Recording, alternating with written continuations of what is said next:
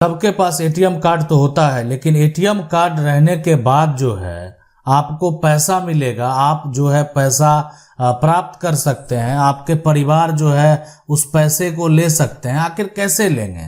यानी ATM card बहुत सारा, कोई भी कंपनी का कार्ड हो, बहुत सारा प्रोवाइडर कंपनी है, ठीक है। आप देख रहे हैं यहाँ पर किसी के पास वीजा है, किसी के पास रुपए है।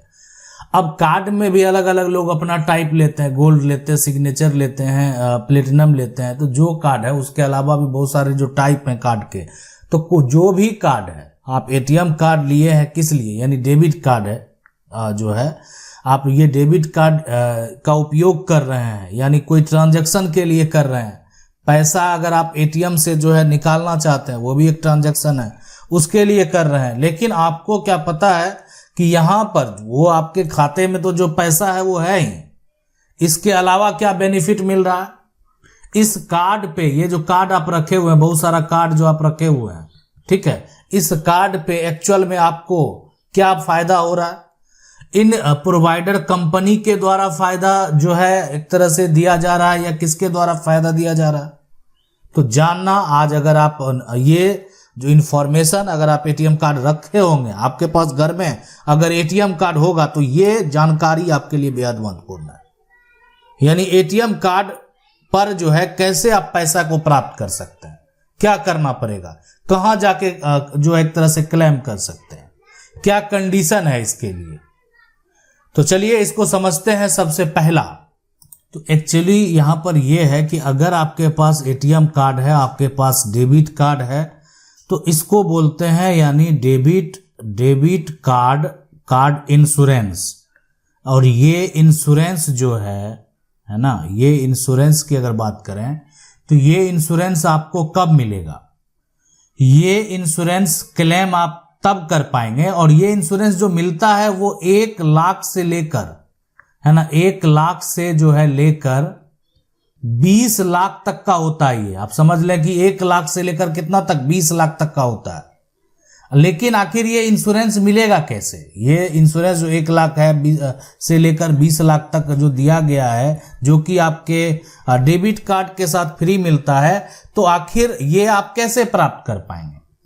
हम आपको बता दें कि ये जो प्रोवाइडर कंपनी है, जो मास्टर कार्ड है, वीजा है, रुपए है, ये जो प्रोवाइडर कंपनी है, ठीक है, तो अब है यहां पर ये जो इंश्योरेंस है बैंक इन प्रोवाइडर कंपनी के साथ मिलकर देती है। यानी बैंक जो है, जिस बैंक से आपका एक तरह से अकाउंट ओपन है, और उसी एक तरह से आप उस बैंक का डेबिट कार्ड यूज कर रहे हैं, उस पे उस बैंक का जो है एक तरह से नाम लिखा हुआ है, लेकिन साथ में उस कंपनी का भी नाम लिखा हुआ है जो उस कार्ड को प्रोवाइड कर रहे हैं, जो कि आपका ये सारे कंपनी है। आप देखें यहां पर इस तरह का नाम लिखा होगा। इसके अलावा भी कोई कंपनी अगर आती है तो उनका भी नाम लिखा होगा। लेकिन ये जो इंश्योरेंस है 1 लाख से 20 लाख तक का, वो ये प्रोवाइडर कंपनी और बैंक मिलकर देती है। ये जो प्रोवाइडर कंपनी है और साथ में इसमें अगर यहां पर देखें बैंक जो है वो मिलकर देती है। लेकिन अगर यहां पर देखें, इसको अगर जाने, तो यह जो इंश्योरेंस है ये एक एक्सीडेंटल इंश्योरेंस है। यानी अगर आप ये सोच रहे हैं कि यहां पर नॉर्मल केस में ऐसा होता है ना, तो ऐसा नहीं है। यह एक एक्सीडेंटल जो है यहां पर इंश्योरेंस है। लेकिन एक्सीडेंटल इंश्योरेंस का भी तो जानकारी बेहद जरूरी है। एटीएम कार्ड पास में रखते हैं तो एक्सीडेंटल इंश्योरेंस का जानकारी भी तो रखना बेहद जरूरी है कि आखिर अगर ऐसा कुछ होता है तो हम पैसा कैसे प्राप्त कर लेंगे। सबके पास एटीएम कार्ड होता है। अगर आप जो है यहां पर अगर वो कंडीशन आपके कार्ड में लागू है और आप उस प्रोसेस से चलेंगे तो आपको बिल्कुल पैसा मिलेगा। लेकिन आखिर कैसे, क्या करना होगा, कहां जाना होगा, कहां एप्लीकेशन देना होगा, ये तमाम जो एक तरह से बातें हैं वो भी जानना समझना बेहद जरूरी है। आखिर ये जो कंडीशन है, देखें मैं आपको बता दूं, सभी कार्ड पे है ना, सभी कार्ड पे आपको पता है, सभी कार्ड पे जो है वो अमाउंट अलग अलग हो सकता है। कहीं पर मान लेते हैं 2 लाख हो सकता है, कहीं पे 4 लाख हो सकता है। जो मैक्सिमम है ये 20 लाख तक आप जो है यानी आप प्राप्त कर सकते हैं। और ये क्लेम जो अगर एक्सीडेंटल है ना तो 90 दिन के भीतर आप जो है कर लें। अब कोई टाइम पीरियड भी मायने रखता है ना, आप जो है उसके बाद क्यों करेगी। आप अगर मान लेते 2 साल बाद आएंगे कि ऐसे मेरा इंश्योरेंस था कार्ड पे, ऐसे ऐसे हो गया, तो वो संभव नहीं है। यानी जो कोई घटना होती है अगर किसी प्रकार का, तो आप जो है यहाँ पर उसके 90 दिन के भीतर वो सारा प्रक्रिया अगर करवा लेंगे, आपके जो परिवार के सदस्य हैं वो अगर सारा प्रक्रिया करवा लेंगे तो वो इंश्योरेंस जो है आप प्राप्त कर सकते हैं। ठीक है। अब है कि आखिर ये क्लेम कैसे प्राप्त करेंगे, क्या तरीका है। तो सबसे पहले आप इसको सही तरीके से समझ लें।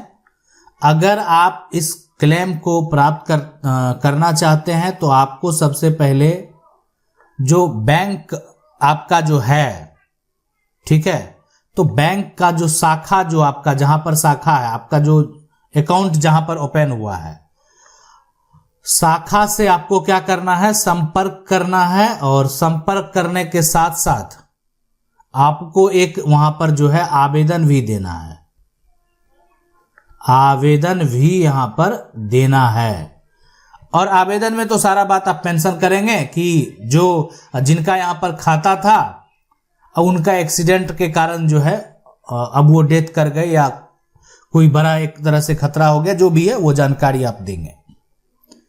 उसके बाद उसमें क्या होता है कि जब कोई भी आदमी बैंक में खाता अगर खुलाता है, अकाउंट अगर ओपन करवाता है, तो वह वहां पर जैसे मान लेते हैं आपने क्या किया, अकाउंट जो है आपने ओपन कराया, बैंक खाता जो है, ठीक है। तो अब उसमें क्या आपने किया, आपको जो है एक तरह से उसमें पूछा जाएगा कि आपका जो अकाउंट है उसमें आप नॉमिनी किसको बना रहे हैं। तो बहुत लोग अपनी पत्नी को बनाते हैं, वाइफ जो है उनको बना देते हैं। अगर कोई व्यक्ति है उसका शादी विवाह नहीं हुआ तो अपने पिता को बना देता है, माता को बना देता है, भाई को बना देता है।